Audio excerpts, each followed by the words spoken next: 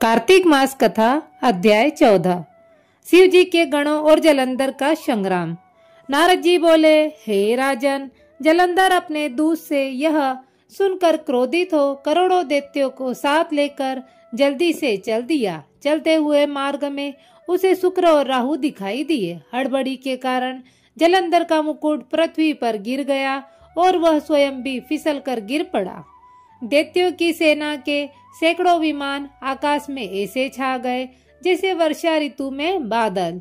तब उसके उद्योग को देखकर इंद्रादित्य सब देवता छिपकर शिव जी के पास गए और बोले, हे स्वामी, क्या आप हम देवताओं की इस विपत्ति को नहीं जानते? हे देवेश, आप इस दुष्ट जलंधर का वध कर हमारी रक्षा करो।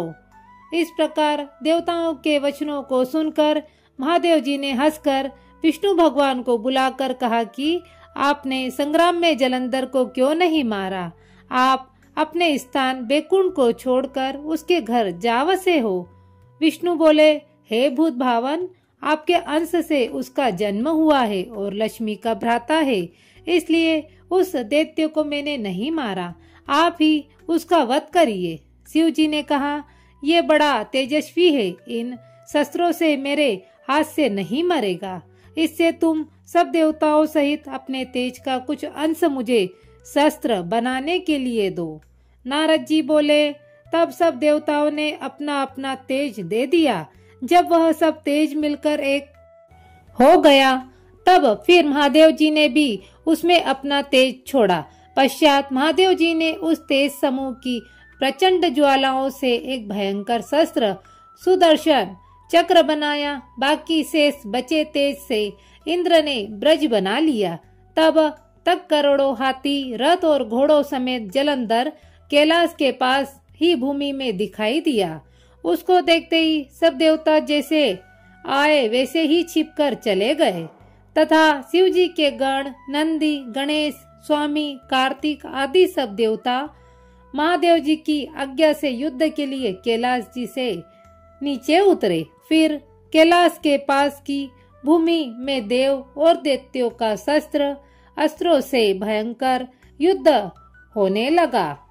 वीरों को प्रसन्न करने वाली भेरी, मृदंग और शंख तथा हाथी, घोड़ा, रथ के सभी शब्दों से भूमि शब्दमान होती हुई कांपने लगी। युद्ध में मरे हुए रथ, हाथी, घोड़ों से पृथ्वी ऐसे लगती थी मानो ब्रजाघात से पर्वतों के शिखर गिरे हो।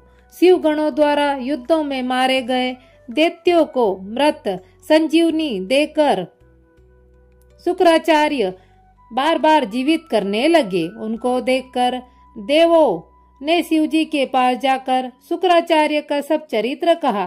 तब महादेव जी के मुख से एक भयंकर कृत्या राक्षसी निकली, जिसकी ताड़ के वृक्ष के समान भयंकर जांग और गुफा के समान मुख था।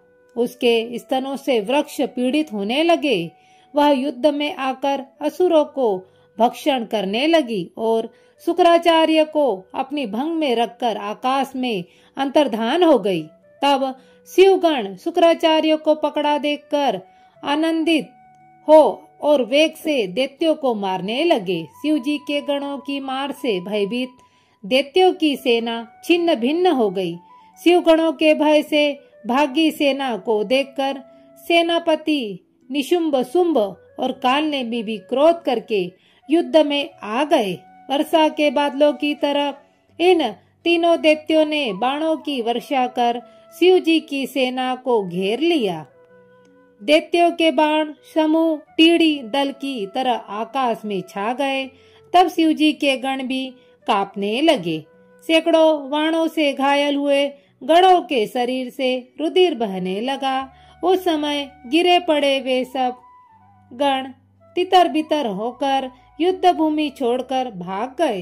तब नंदी, गणेश और स्वामी कार्तिकी अपनी सेना को भागी हुई देखकर क्रोध करके बलपूर्वक दैत्यों को रोकने लगे।